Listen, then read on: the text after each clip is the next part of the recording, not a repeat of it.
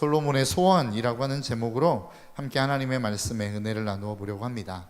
여러분, 우리가 신앙생활하며 늘 하나님의 말씀과 하나님의 뜻대로 여러분들은 삶을 살아가십니까?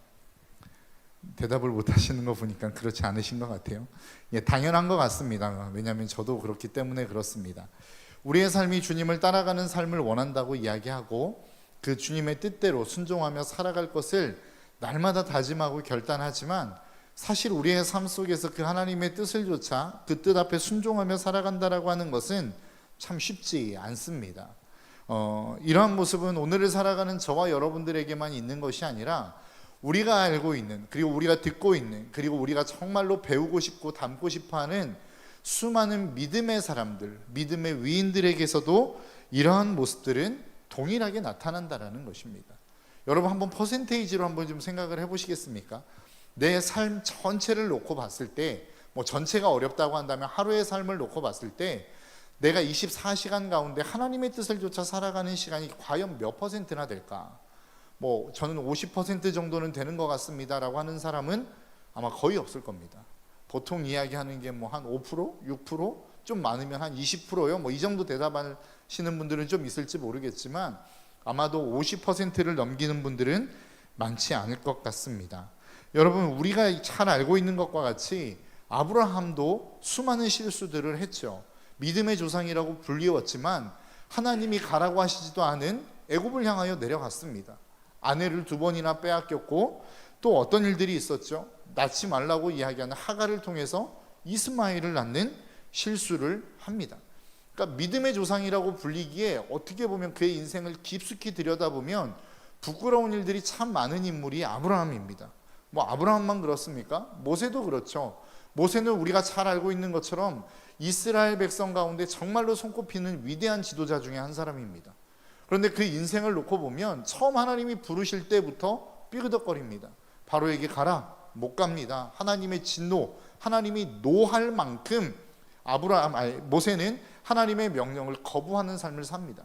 그뿐 아니라 그의 중간중간마다 이스라엘 백성들이 그를 향하여 돌을 들 때마다 하나님을 향하여 원망하는 이야기를 합니다. 하나님, 도대체 왜 나를 이곳 가운데로 부르셔서 내가 이 고난을 겪게 하십니까? 라고 이야기하죠. 노년에는 어떻죠? 노년에는 하나님이 시키지도 않은 반석을 지팡이로 2번이나 내려쳐서 결국 그 결과물로 가나안 땅에 들어가지 못하게 됐다는 겁니다. 그러니까 우리가 알고 있는 모세도 사실 깊이 들여다보면 실수가 참 많았던 사람입니다. 한 사람만 더 살펴볼까요? 다윗도 그렇죠. 다윗은 우리가 알고 있는 성군이요, 이스라엘 백성들에게 있어서는 거의 절대적인 왕 아니겠습니까? 그런데 우리가 잘 아는 것처럼 그는 간음했습니다. 밧세바를 간음했고 또 그 간음을 덮기 위해서 자신의 충신인 우리아를 전쟁의 맨 선봉에 세워서 죽게 만드는 살인을 저질렀습니다.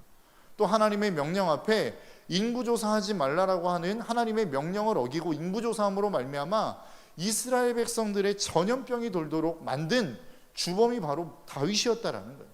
그러니까 우리는 늘 우리의 삶을 살아가면서 참 많은 위인들을 만나고 그들을 닮고 싶어 하지만 그들을 깊숙이 놓고 보면 그들도 참 실수가 많았던 사람들이었고 하나님 앞에서 불순종하는 삶을 살았던 삶이었다라고 하는 겁니다. 우리와 마찬가지로 수많은 아픔이 있었고 고뇌가 있었고 고통이 있었던 사람들이었다라는 것입니다. 오늘 본문에 등장하고 있는 솔로몬도 마찬가지입니다. 솔로몬은, 오늘 본문의 말씀은 솔로몬이 왕위에 올랐습니다. 그리고 초창기를 보내고 있는 시기에 기록되어진 말씀입니다. 여러분, 한번 생각해 보시겠습니까? 고대 사회에 누군가가 왕이 되었어요. 그러면 왕이 되어서 가장 먼저 해야 될 것이 무엇입니까? 왕권의 안정을 도모하는 일입니다. 그러니까 자기가 왕이 되었지만 사실은 그 선왕, 자기보다 앞선 왕에 대해서 많은 사람들과 함께 손발을 맞추던 사람 아닙니까? 그러니까 자기를 따라온다라고 하는 보장도 없고 자기 명령에 절대적으로 순종할 거라고 하는 보장도 없습니다. 그렇게 하기 위해서는 자신의 왕권, 자기가 가지고 있는 왕권을 강화시키는 방법밖에 없었다라는 거예요. 그래서 그 왕권을 강화시키는 데 있어서 고대 근동 사회의 수많은 왕들이 가장 많이 장악하려고 했던 것 중에 하나가 바로 군권이었습니다. 그러니까 군사력을 장악하려고 했죠. 그리고 또 한 가지가 어떤 것이었습니까? 바로 백성들의 마음을 얻으려고 하는 노력이었습니다. 그러니까 민심을 얻으려고 했던 노력을 했다라는 거예요. 오늘 본문에 등장하고 있는 솔로몬도 마찬가지였다라는 겁니다. 그는 그 왕권을 강화하기 위한 노력들을 끊임없이 하고 있었다는 것을 이야기하고 있습니다. 오늘 본문 1절입니다. 솔로몬이 애굽 왕 바로와 더불어 혼인 관계를 맺어 그의 딸을 맞이하고 다윗성에 데려다가 두고 자기의 왕궁과 여호와의 성전과 예루살렘 주위의 성의 공사가 끝나기를 기다리니라 라고 이야기합니다.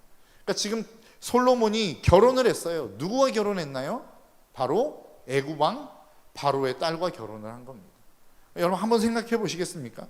이거는 고대 근동사회에 있어서 너무나도 당연한 일입니다. 내 왕권을 강화하고 어떤 한 나라의 안정을 도모하기 위해서 강대국과 혼인관계를 통해서 동맹을 맺는 것은 너무나도 당연한 일이었다는 거예요. 너무나도 자연스러운 일이었다라는 겁니다. 자신의 안정을 추구하기 위해서 솔로몬이 선택할 수 있는 가장 최선의 방법일 수 있었다라는 거예요. 그런데 여러분 한번 생각해 보시겠습니까? 이게 과연 성경적인 방법인가요? 솔로몬이 다른 강대국과의 결혼, 혼인관계를 통해서 자신의 왕권을 안정화시키려고 했던 이 자체가 그가 이야기했던 우리가 보통 이야기하는 지혜, 일반적인 모습이 과연 하나님도 인정할 만한 그 말씀대로의 삶이었느냐라고 하는 거예요. 성경의 전체적인 내용을 놓고 보면, 구약시대의 전체적인 내용을 놓고 보면 이방인과의 혼인을 하나님은 금지하고 있습니다.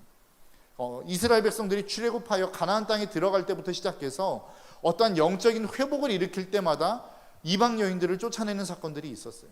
오늘 본문에 있어서도 이 솔로몬이 이방 여인과 결혼한 것에 대한 그 평가를 열왕기상 11장 1절에서 2절은 이렇게 평가하고 있습니다.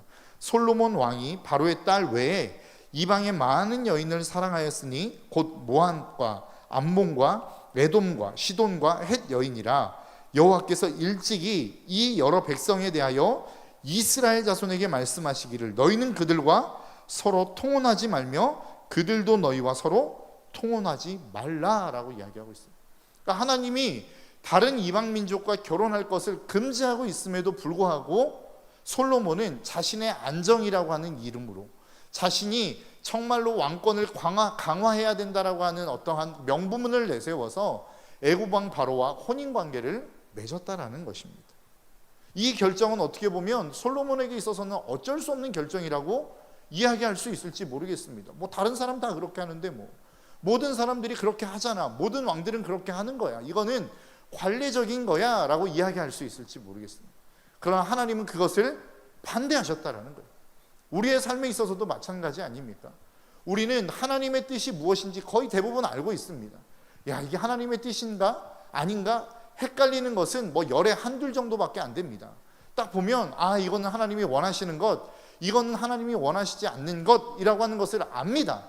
그런데 세상의 사람들이 다 하니까 그냥 내가 그렇게 삶을 살아가는 게 조금 더 안정적이어 보이니까 우리는 그 길을 선택한다라는 거예요.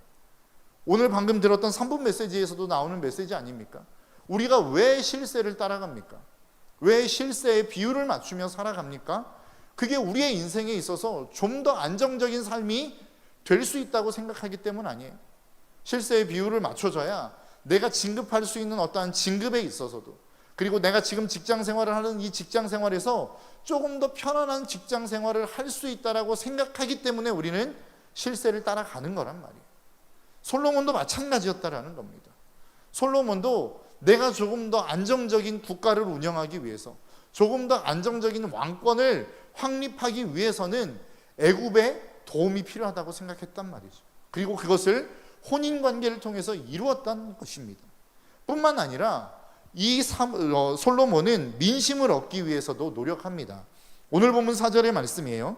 이에 왕이 제사하러 기브온으로 가니 거기는 산당이 큼이라 솔로몬이 그 제단에 1000번제를 드렸더니 라고 이야기합니다. 솔로몬이 1000번제를 드리기 위해서 우리가 흔히 이야기하는 기브온 산당으로 갑니다. 기브온 산당이 어디에 있죠? 북이스라엘에 있습니다. 지금 이 솔로몬이 거주하는 곳은 어디입니까? 남유다 예루살렘입니다. 그럼 지금 남유다에서 북이스라엘로 이동하는 겁니다. 그런데 이 솔로몬이 드린 제사를 우리는 보통 뭐라고 이야기하죠? 1000번제라고 이야기합니다. 그러니까 뭐 한 마리씩 1000일 동안 드린 게 아니라 한 번 제사에 1000마리의 제물을 그냥 바쳐 드린 겁니다. 그러니까 어마어마한 규모가 이동을 했겠죠. 일단은 재물 자체가 1000마리입니다. 그 1000마리를 끌고 가야 될 사람도 함께 수행원으로 붙었지 않았겠습니까? 이 수많은 사람들이 움직이는 행렬, 굳이 힘들게 왜 이렇게 움직였느냐라고 하는 거예요. 오늘 본문의 말씀은 그렇게 기록합니다. 그 산당이 컸기 때문이라는 거예요. 그러니까 수많은 재물들과 짐승들과 사람들이 들어가야 되는 장소가 필요했기 때문에 큰 산당으로 갔다라고 이야기할 수 있을지 모르겠습니다.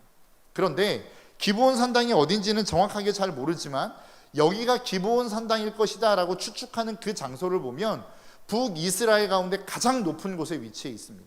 그러니까 거기에서 이렇게 딱 내려다보면 모든 곳이 다 보인다는 거예요. 그러한 곳에 기브온 산당이 자리 잡고 있었다라는 겁니다. 그것을 다른 말로 이야기하면 뭘까요? 밑에서 사람들이 그 기브온 산당을 보면 그 기브온 산당에서 도대체 무엇을 하는지가 다 보였다는 거예요.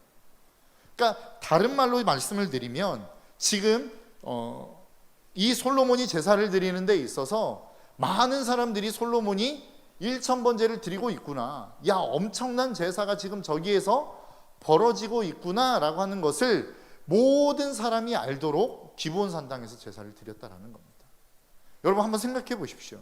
우리가 보통 집에서 한 3, 4인분 삼겹살만 구워 먹어도 주변의 집들이 다 알지 않습니까? 아, 저 집 삼겹살 구워 먹네. 냄새가 나기 때문입니다. 그런데 지금 재물을 1000마리를 드리는 거예요. 그럼 그 타는 냄새가 만만치 않지 않았겠습니까? 엄청난 냄새들이 났을 거라는 거예요. 그러니까 북이스라엘부터 시작해서 웬만한 남유다 사람들은 아, 솔로몬이 1000번제를 드리는구나 라고 하는 사실을 알았을 가능성이 높다는 겁니다. 그런데 고대 사회에 있어서 한 민족에 있는 나라들, 백성들을 하나로 묶는데 가장 용이한 방법 중에 하나가 무엇입니까? 바로 종교입니다. 종교를 통합시킴으로 말미암아 사람들의 민심을 잡는 것으로 많은 사람들이 종교를 사용했다는 거예요. 그러니까 어떻게 보면 오늘 본문에 있어서 솔로몬은 전심으로 하나님을 사랑했기 때문에 제사를 드렸을 수도 있지만 많은 학자들이 이야기하는 것이 이러한 정치적인 의도도 분명히 있었을 것이다 라고 추측합니다. 그렇게 추측할 수 있는 가능성이 분명히 존재하는 상황 가운데 지금 오늘 본문에서 솔로몬은 제사를 드리고 있는 것입니다.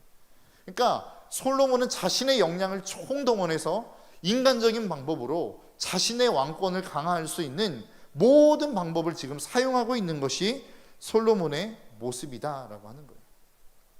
물론 하나님이 기뻐하시는 삶을 살기도 했어요. 그러나 우리의 삶에 있어서도 솔로몬과 같은 모습들이 있지 않습니까? 우리도 하나님의 뜻이 무엇인 줄 알고 있고 하나님의 소망이 무엇인 줄 알고 있고 우리가 어떻게 살아야 되는지를 알고 있지만 그럼에도 불구하고 우리의 인생 속에 안정이라고 하는 단어를 가지고 우리는 그 안정을 추구하며 하나님의 뜻과 상반되어지는 삶을 살아갈 때도 있다라는 것입니다. 근데 여러분, 안정이 잘못된 것입니까? 아니요, 그렇지 않아요. 인간에게 있어서 안정에 대한 욕구는 가장 기본적인 욕구입니다. 여러분 왜 공부했습니까? 더 나은 미래, 더 안정적인 미래를 위해서 공부하셨던 것 아니에요? 왜 돈을 벌려고 하십니까? 왜 그 돈을 저축하십니까? 여러분들의 노후가 조금 더 안정적인 노후가 되도록 여러분들은 그 돈을 벌고 그 돈을 저축하는 거란 말이죠. 우리의 모든 행위가 그렇습니다. 더 안정적인 삶을 향하여 나아가도록 지금 현재의 삶을 희생하고 헌신하는 삶을 우리는 살아간다는 거예요. 솔로몬도 그랬고 우리의 삶도 마찬가지라는 겁니다. 그런데 문제는 뭐예요? 하나님이 기뻐하시지 않는 삶이 개입되는 것이 문제라는 겁니다. 솔로몬이 그랬다는 거예요. 솔로몬의 인생 가운데 하나님이 기뻐하시는 제사를 드렸지만 그 제사 가운데는, 그리고 그의 삶 가운데는 하나님이 기뻐하시지 않는 삶의 모습도 분명히 존재하고 있었다라고 하는 겁니다. 그런데 오늘 본문은 이 솔로몬의 제사를 하나님이 기쁘게 받으셨다는 거예요. 오늘 본문 5절의 말씀입니다. 기브온에서 밤에 여호와께서 솔로몬의 꿈에 나타나시니라. 하나님이 이르시되 내가 내게 무엇을 줄고 너는 구하라 라고 이야기합니다. 그러니까 이 제사를 딱 마치고 난 후에 하나님이 예루살렘으로 돌아가기도 전에 그 기브온 그 자리에서 꿈속에 나타나신 거예요. 야, 내가 도대체 너에게 뭘 줬으면 좋겠어? 라고 하나님이 기브온에게 묻고 있는 겁니다. 여러분 좀 억울하시지 않습니까? 솔로몬의 삶이나 우리의 삶이나 뭐 다를 게 있습니까? 솔로몬도 하나님의 명령을 어겼고 솔로몬도 하나님이 기뻐하시지 않는 삶을 살았어요. 반면에 기뻐하시는 삶도 살았다는 거예요. 우리도 그렇죠. 우리도 역시 하나님이 기뻐하시지 않는 삶을 살아가는 삶이 있습니다. 분명히 존재합니다. 이것을 부인하는 게 아니에요. 그러나 우리도 하나님이 원하시는 삶을 살기도 한단 말이죠. 가장 대표적인 게 무엇입니까? 오늘 지금 이 자리에 나오셔서 예배하고 계시잖아요. 하나님이 기뻐하시는 예배를 드리고 계시잖아요. 피곤을 참고 어려움을 참고 놀고 싶은 것을 참아가며 이 하나님이 기뻐하시는 예배의 자리로 오셨잖아요. 그런데 여러분, 하나님께서 여러분들에게 직접적으로 내가 너에게 뭐 해줄까 음성 들으신 분 계십니까? 뭐 꿈속에 나타나셔서 내가 도대체 너에게 원하는 게 뭐야? 내가 다 들어줄게 라고 하나님이 한 번쯤이라도 나타나신 적 있으세요? 없죠. 억울하지 않습니까? 솔로몬이나 우리의 삶이나 뭐가 다르다고 하나님은 솔로몬에게는 나타나셔서 그렇게 말씀하시고 우리에게는 왜 아무런 말씀도 안 하시는 이러한 모습들이 좀 화나지 않습니까? 저만 화가 나나요? 네. 저는 그렇습니다. 그러니까 우리의 삶 속에서도 분명히 같은 솔로몬과 같은 모습들이 존재함에도 불구하고 그와 다른 대우를 받는 우리의 삶이 좀 억울할 때가 있다라는 거예요. 그럼 하나님은 도대체 왜 솔로몬의 제사를 받으시고 그의 제사를 기뻐하셨느냐라고 하는 겁니다. 첫 번째는 크게 세 가지로 좀 한번 생각해 보고 싶은데요. 첫 번째는 하나님이 자신을 세웠다라고 하는 것을 솔로몬은 인정하고 있었습니다. 오늘 보면 6절의 말씀입니다. 솔로몬이 이르되 주의 종 내 아버지 다윗의 성실과 공의와 정직한 마음으로 주와 함께 주 앞에서 행함으로 주께서 그에게 큰 은혜를 베푸셨고 주께서 또 그를 위하여 큰 은혜를 항상 주사 오늘과 같이 그의 자리에 앉을 아들을 그에게 주셨나이다. 지금 이야기는 뭐예요? 하나님이 아들을 주셔서 왕을 세웠다는 거예요. 그게 누구예요? 솔로몬입니다. 근데 이것을 누가 했다는 거예요? 하나님이 하셨다는 겁니다. 그러니까 지금 내가 이 자리에 있는 것은 하나님 덕분입니다 라고 하는 고백이란 말이에요. 솔로몬은 자신을 도대체 이 자리에 세우신 분이 누구인 줄을 분명히 알고 있었다라는 겁니다. 여러분 한번 생각해 보시겠습니까? 솔로몬이라고 하는 사람은 사실 왕이 될 상황이 아닙니다. 윤리적으로 놓고 보나 서열로 놓고 보나 솔로몬은 왕이 될 상황이 아니에요. 윤리적으로 보면 지금 누구 사이에서 태어난 아들입니까? 밧세바입니다. 다른 여인의 아내를 그냥 강제적으로 취해서 얻은 아내를 통해서 얻은 아들이라는 거예요. 그러니까 윤리적으로 놓고 보면 굉장히 비난받아 마땅할 사이에서 태어난 아이를 왕으로 세운 겁니다. 서열적으로 놓고 보면 우리가 1장과 2장에서 살펴보지 않았습니까? 누가 있나요? 아도니아라고 하는 사람이 있습니다. 그러니까 솔로몬은 왕이 될 상황이 아니었다는 거예요. 그럼에도 불구하고 나단이라고 하는 선지자를 통해서 밧세바를 통해서 많은 지혜를 짜 모아서 결국은 솔로몬을 왕으로 세웁니다. 근데 인간적인 눈으로 놓고 봤을 때는 이 솔로몬이 왕이 될 수 있었던 것은 누구 덕이에요? 나단과 밧세바 덕입니다. 그러니까 인간적인 생각에서 놓고 봤을 때 나를 왕으로 세운 것은 누구라고 이야기해야 돼요? 나단이라고 이야기하든지 밧세바라고 이야기해야 되는 것이 맞다라는 거예요. 그런데 지금 솔로몬은 뭐라고 이야기합니까? 나를 왕으로 세우신 분은 하나님입니다 라고 이야기하고 있는 거예요. 우리의 삶에 있어서도 마찬가지입니다. 여러분들이 지금 삶을 살아가고 있는 여러분들의 삶의 자리가 있으실 거예요. 그것을 우리는 하나님의 은혜라고 고백할 것입니다. 근데 여러분들의 자리로 올라올 때까지 수많은 도움의 손길들이 있었을 거란 말이죠. 부모님이 계셨을 것이고 또 어떤 선생님들이 계셨을 것이고 여러분들을 영적으로 지도해 주었던 멘토들이 있었을 거라는 거예요. 이 수많은 사람들의 도움이 있었어요. 인간적으로 눈으로 놓고 보면 내가 지금 이 자리에 있을 수 있는 이유는 어떤 선생님 때문입니다. 우리 부모님 때문입니다. 내가 그렇게 따르고 존경하는 어떤 멘토 때문입니다 라고 이야기할 수 있을지 몰라요. 그런데 오늘 본문에서 이야기하는 것은 무엇입니까? 네가 그 자리에 있을 수 있었던 것은 하나님의 은혜다라고 이야기하는 거라고. 하나님이 너를 그 자리에 세웠기 때문에 네가 지금 그 자리에 있을 수 있는 것이다 라고 솔로몬의 입을 통해서 지금 고백하고 있는 것입니다. 여러분, 저와 여러분들의 삶이 이 사실을 잊지 않으셨으면 좋겠어요. 여러분 지금 어떤 자리에 계십니까? 여러분들이 정말로 생각지도 못했던 은혜의 자리에 계십니까? 하나님이 여러분들을 그 자리에 세우신 것입니다. 그런데 반대로 나는 전혀 원하지 않았는데, 나는 생각지도 않았는데, 나는 원치 않아서 정말로 저 자리만큼은 피하고 싶었는데 그 자리에 서 계신 분들 계십니까? 그 자리에 세우신 분도 하나님이라는 사실을 여러분 잊지 않으시기를 주님의 이름으로 축복합니다. 솔로몬은 이것을 인정하는 삶이었다는 거예요. 이것을 바탕으로 하나님 앞에 제사 드리러 나아갔던 인물이 솔로몬이었다는 것입니다. 두 번째로 솔로몬은 하나님 앞에서 자신이 어떤 지위에 있는지를 알고 있었던 사람입니다. 오늘 본문 7절입니다. 나의 하나님 여호와여, 주께서 종으로 종의 아버지 다윗을 대신하여 왕이 되게 하셨사오나 종은 아직 아이라, 작은 아이라 출입할 줄을 알지 못하고 라고 이야기합니다. 지금 다윗의 아버지를 종으로 표현하고 있으면서 더 나아가 자신을 지금 뭐라고 이야기합니까? 종이라고 표현합니다. 여러분, 지금 다윗의 신분은 무엇이었고 솔로몬의 신분은 무엇이었나요? 왕입니다. 그러니까 왕과 종은 완전히 극과 극이에요. 왕으로서 종의 시중을 들을 때마다 종이 어떤 일들을 하고 종이 어떤 처우를 받는지 솔로몬은 분명히 알고 있었을 거라는 거예요. 그럼에도 불구하고 솔로몬은 스스로를 하나님 앞에서 지금 뭐라고 지칭하고 있는 것입니까? 종이라고 지칭하고 있는 거예요. 여러분, 우리가 하나님 앞에서 어떤 존재인 줄을 아는 것 정말로 필요합니다. 그것이 정말로 중요합니다. 내가 하나님 앞에서 그래요, 하나님 나 정도면 뭐 괜찮지 않습니까? 이 정도면 뭐 하나님의 축복을 받을 만한 존재 아닙니까? 라고 나아간다면 답이 없다고요. 그런데 우리가 그 하나님 앞에 하나님 나는 종입니다. 하나님 앞에 아무것도 아닙니다. 솔로몬이 지금 왕임에도 불구하고 하나님 앞에 뭐라고 이야기합니까? 종은 작은 아이라 출입할 줄을 알지 못하고 라고 이야기합니다. 나는 아무것도 할 수 없습니다. 출입하는 것조차도 내가 어떻게 해야 될 줄 알지 못하겠습니다 라고 겸손한 자세로 나아가고 있다는 것입니다. 저와 여러분들의 삶이 이러한 삶이 좀 되셨으면 좋겠어요. 하나님이 솔로몬을 기쁘게 받으셨던 것은 단순하게 1000마리의 재물, 엄청난 재물을 드렸어, 이게 아니라 하나님과 자신과의 관계에 있어서 자신이 서야 될 위치를 분명히 알고 있었다라는 겁니다. 하나님, 저는 종입니다.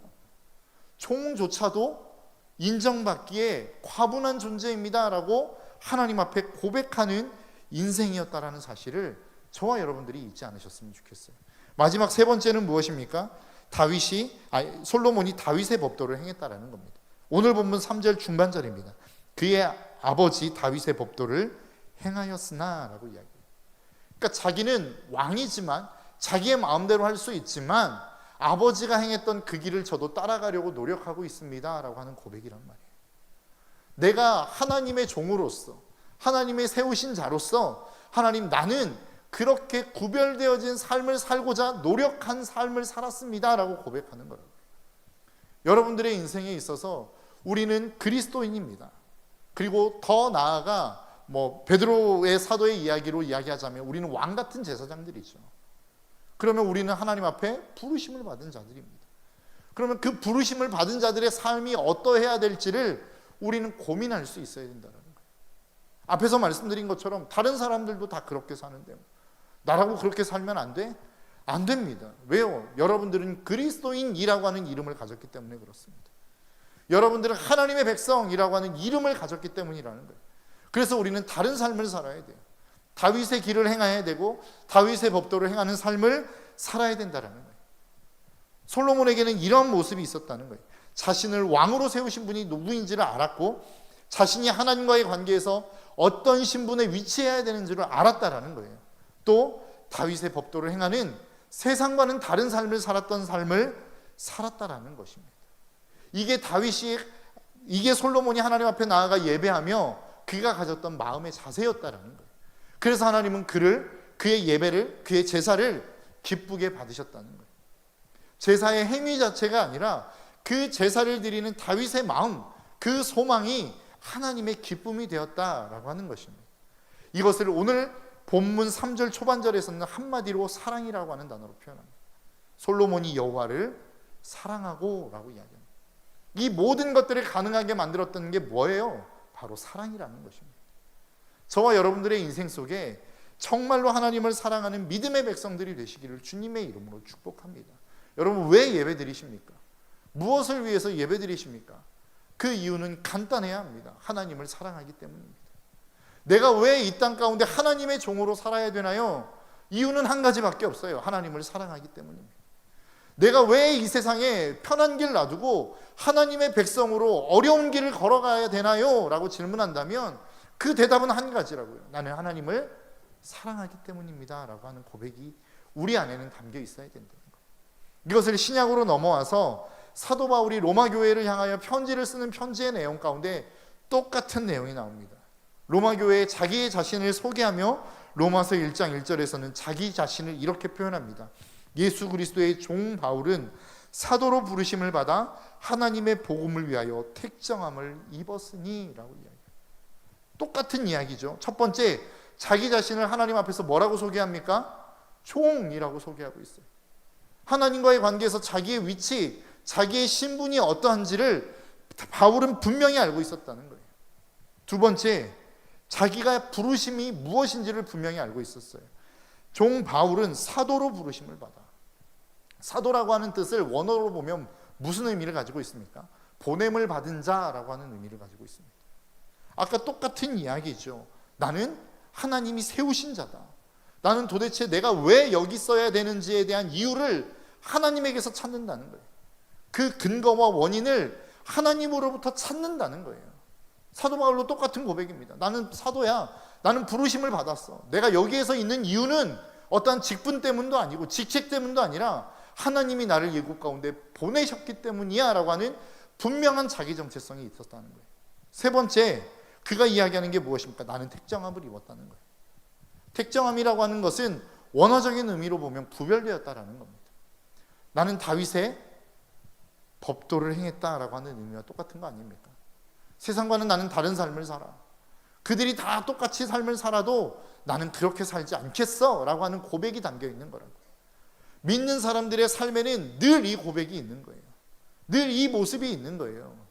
이 특징이 무엇입니까? 자기 자신을 발견했다는 겁니다. 내가 하나님 앞에서 어떠한 부르심을 받았는지, 어떤 위치에 서야 되는지, 그리고 도대체 무엇을 위해서 살아야 되는지, 어떻게 살아야 되는지가 확인되었다는 것 아니겠습니까? 그것이 다윗에게, 바울에게도, 그리고 똑같이 솔로몬에게도 나타났다는 거예요. 이렇게 나타난 사람의 기도는 완전히 다른 기도입니다. 그의 기도를 보십시오. 오늘 본문 9절의 말씀입니다. 누가 주의 이 많은 백성을 재판할 수 있사오리이까? 듣는 마음을 종에게 주사 주의 백성을 재판하여 선악을 분별하게 하옵소서. 너 도대체 내가 구하는 게 뭐야? 내가 너에게 뭐 줬으면 좋겠어? 라고 이야기할 때 지금 솔로몬이 구하는 게 무엇입니까? 듣는 마음을 주십시오 라고 이야기하는 거 아니에요. 여러분, 이 기도의 내용이 도대체 어디에서부터 나온 겁니까? 왜 이 기도의 제목이 나온 거예요? 너 도대체 원하는 게 뭐야? 라고 이야기했을 때 왜 이 기도의 제목이 뜬금없이 툭 튀어나왔습니까? 하나님이 뭐라고 얘기해요? 야, 너를 위해서 부도 구하지 않고 장수도 구하지 않았으니 내가 이 모든 거 다 주겠다고 이야기하는 거 아니에요? 그러니까 하나님이 지금 이 수많은 인류를 대하시면서 너 원하는 게 뭐야? 라고 하는 질문 안 던지셨겠습니까? 솔로몬에게만 던지셨겠습니까? 그런데 대부분의 사람들이 무엇을 구했다는 거예요? 하나님 저에게 장수 주십시오. 하나님 저에게 부귀 주십시오. 뭐 이런 거 구했지 않았겠어요? 그러니까 이야기하시잖아요. 많은 사람들과 같이 장수도 구하지 않고 부귀도 구하지 않고 듣는 지혜를 구했다는 거예요. 그럼 도대체 이 지혜는 왜 구했냐는 거죠. 지금 솔로몬의 위치가 어디입니까? 왕입니다. 왕에게 있어서 가장 필요한 게 뭐예요? 정의와 공의를 행하는 것입니다. 정의와 공의를 행하기 위해서는 명확한 판단이 있어야 되는데 명확한 판단을 하기 위해 전제되어야 되는 게 뭐예요? 듣는 거라는 거예요. 그러니까 솔로몬에게 있어서 이 기도의 제목은 어디에서부터 튀어나온 거냐? 자기가 어디로부터 왔는지, 어떤 사명을 알고 있는지에 대한 깨달음으로부터 온 기도 제목이라는 거예요. 이 기도를 듣고 하나님이 어떻게 하셨어요? 기뻐했다는 거예요. 이 기도의 제목이 내 마음과 합했다라고 이야기하지 않습니까? 우리가 하나님의 마음과 합한 기도를 하는 것, 어떤 기도를 할 때 하나님의 마음에 합한 기도가 될까요? 내 사명을 가지고 기도할 때 하나님의 마음에 합한 기도가 될 수 있다는 겁니다. 저는 목사죠. 목사로서 정말로 좋은 목사가 되기 위해 필요한 게 무엇일까요? 뭐 여러 가지가 있을 수 있을 것입니다. 뭐 하나님의 뜻을 분별하고 하나님의 마음을 구하는 것들, 뭐 이런 것들이 있지 않겠습니까? 그러니까 하나님이 너에게 구하는 게 뭐야? 라고 이야기했을 때에 하나님, 저에게는 하나님의 마음이 필요합니다. 하나님의 뜻을 분별할 수 있는 분별력이 필요합니다. 많은 사람들이 설교를 잘 알아들을 수 있는 전달력이 필요합니다. 뭐 이런 것들을 구해야 되지 않겠습니까? 여러분들이 가정주부라고 한다면 여러분들에게 있어서 필요한 기도의 제목이 뭐냐는 거예요. 하나님, 나는 남편을 잘 보필하고 많은 아이들, 우리의 자녀들, 나에게 주신 기업을 말씀으로 잘 양육할 수 있는 지혜를 주십시오. 뭐 이런 기도의 제목이 필요하지 않겠습니까? 여러분들이 사업을 하신다면 하나님, 이 사업체를 통해서 하나님께 영광 올려드리고 수많은 사람들을 건져낼 수 있는 하나님, 그러한 마음과 은혜를 주십시오. 뭐 이런 기도의 제목들이 필요하지 않겠습니까? 그런데 우리는 기도의 제목이 다 똑같아요. 하나님의 부르심의 자리는 다 다른데 기도의 제목, 하나님 앞에 구하는 것은 다 똑같다는 거예요. 하나님, 좀 부해졌으면 좋겠습니다. 잘 됐으면 좋겠습니다. 그렇지 않습니까? 그러니까 우리의 기도가 하나님 앞에 그렇게 영향력이 없는 것 아니겠느냐라고 하는 거예요. 우리의 기도가 과연 하나님이 나에게 주신 그 사명을 바탕으로 하고 있는 기도냐라고 하는 거예요. 하나님이 나를 세우신 자리에서 그 하나님의 뜻을 이루기 위해서 몸부림치며 하고 있는 기도냐라고 하는 거예요. 그렇게 할 때에 하나님의 기쁨이 될 수 있고, 그런 기도를 하나님 앞에 올려드릴 때에 하나님의 마음에 합한 기도가 될 수 있다라고 하는 것을 오늘 본문은 우리에게 말씀하고 있는 것입니다. 여러분들의 기도의 제목 가지고 나오셨을 거예요. 여러분, 어떤 기도의 제목을 가지고 나오셨나요? 어떠한 소망을 가지고 나오셨나요? 오늘 본문에서 야, 내가 도대체 너에게 무엇을 줄까라고 하나님이 솔로몬에게 이야기할 때에 솔로몬은 자신이 원하는 것을 거침없이 이야기합니다. 그런데 여러분, 한번 생각해 보십시오. 사람들이 왜 날마다 똑같은 기도를 할까요? 하나님, 저에게는 돈이 필요합니다. 성공이 필요합니다. 우리의 자식이 잘 되는 게 필요합니다. 좋은 대학 가는 게 필요합니다. 많은 돈을 버는 게 필요합니다. 왜 기도의 제목이 똑같을까요? 자기가 좋아하는 게 뭔지 몰라요. 자기가 원하는 게 뭔지 몰라요. 자기가 좋아한다라고 생각하는 것은 다른 사람이 좋다라고 평가하는 것을 자기도 좋아한다라고 착각하는 거란 말이에요. 다른 사람들이 인정하는 것들을 나도 좋아한다고 착각하기 때문에 기도의 제목이 똑같은 거 아니에요? 여러분들이 정말로 좋아하는 게 무엇입니까? 여러분들이 소망하는 게 무엇입니까? 뭐 다른 많은 말들로 부를 수 있겠지만 저는 이것을 소명이라고 하는 단어로 부르고 싶습니다. 하나님이 여러분들을 부르신 소명이 무엇입니까? 하나님이 여러분들을 왜 불렀는지에 대한 이유와 목적을 여러분들은 알고 계십니까? 우리의 기도의 제목이 거기에 있어야 된다는 거예요.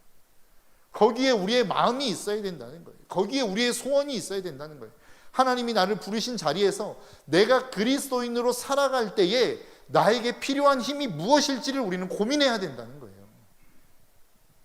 하나님이 나를 세우신 그 자리에서 내가 하나님의 나라가 임하게 하기 위해서 나에게 도대체 어떤 능력이 필요한지를 우리는 고민할 수 있어야 된다는 거예요. 그런데 그 고민이 우리 가운데 있으십니까?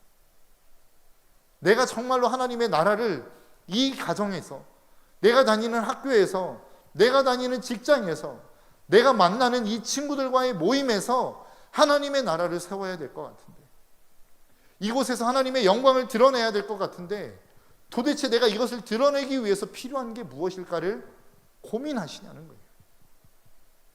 솔로몬에게는 그 고민이 있었어요.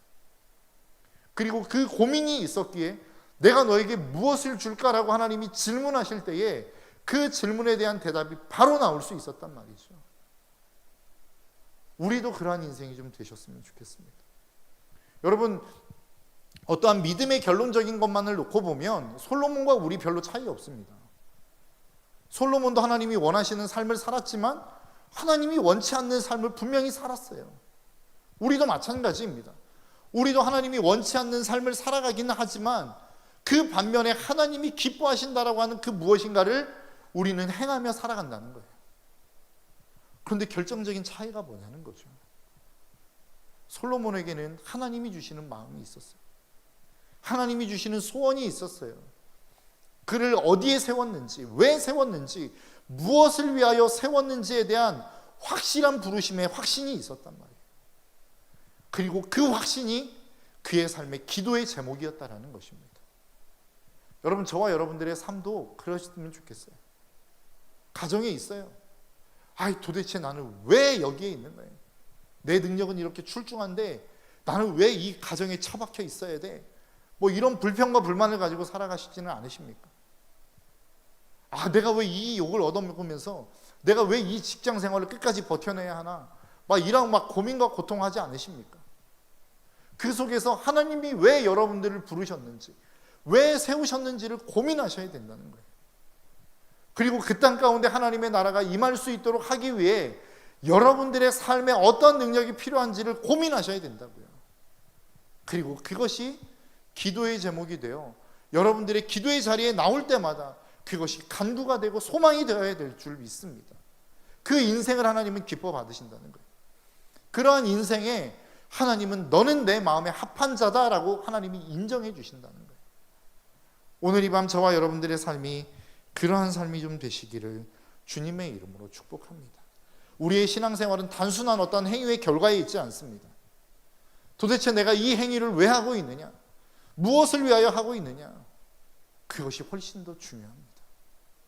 그런데 그것은 보이지 않기에 우리는 그 마음에, 그 동기에는 별로 관심이 없어요. 그냥 내가 예배 드렸으면 됐지 뭐. 내가 찬송했으면 된 거 아니야? 내가 새벽 기도회를 지켰으면 됐지. 내가 금요 심야 기도에 드렸으면 됐지. 우리는 이것으로 만족한단 말이죠.